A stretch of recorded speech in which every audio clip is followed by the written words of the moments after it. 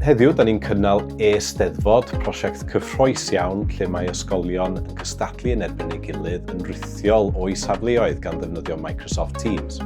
Da ni yn E-sgol yn gyfrifol am gynhyrchu a rheoli'r digwyddiad, ond heddiw, da ni'n mynd i fynd allan a gweld safbwynt yr ysgolion gwahanol sy'n cystadlu i weld y cyffro ar lawr y dosbarth. Mae yna gyffro arbennig i gael yn yr ysgol tra bod ni'n paratoi at yr E-steddfod, gyda pob un dysgwr yn cyflawni rhywbeth, naill ai ar y llwyfan neu fel gwaith cartref, wedyn yn ystod y diwrnod ei hun.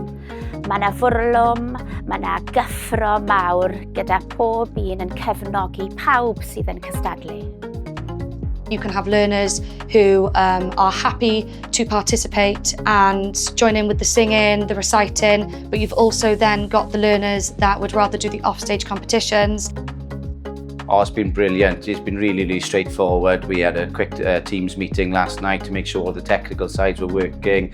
We've had people from E-sgol who have been on the other side of the phone or on the email or on Teams in order to make sure everything's worked. It's been really straightforward, no technical issues. Mae'n hawdd iawn i gymryd rhan o safbwynt technegol. Mae'n just fel mewn gyfodi i gyfarfod ar-lein. Mae E-ysgol wedi gwneud fideos i help gyda'r proses ac mae'n cynnig sesiynau i baratoi cyn y digwyddiad i helpu. Well, it makes the level of nervousness go down because you're with people that you know. It's been fantastic really because it's raising awareness of other schools across Wales. We've been able to, pupils have been asking questions about, where's that school? Just making links then across Wales as well. That's really important, but also the sense of belonging and really feeling a part of the school. And it's been really interesting for us and we've really enjoyed the experience.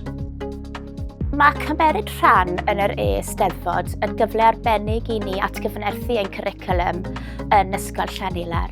Mae'n rhoi cyfleoedd i ni ddatblygu creadigrwydd o ran y celfyddydau mynegiannol ac mae'n cefnogi'n themau ni o ran y gymuned ac o ran Cymreigdod. It's a no-brainer really because it's a day where the whole school can come together to celebrate the Welsh language and it's inclusive for all, for those children that struggle maybe with performing or attending different events. But yes, there's no additional workload for staff members, there's no specific competition requirements, and there's a broad range of categories that allow you to utilise your own E-steddfod entries, which is convenient for all. Rydw i wedi mwynhau gweld pawb yn cefnogi ei gilydd yn Ysgol Llanhilar a hefyd maen nhw'n cefnogi pob ysgol arall.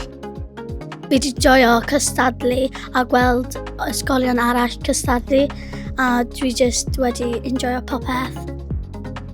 At the heart of this event, this project, is them finding their Welsh identity and finding their love for the language. Ayo, o dewch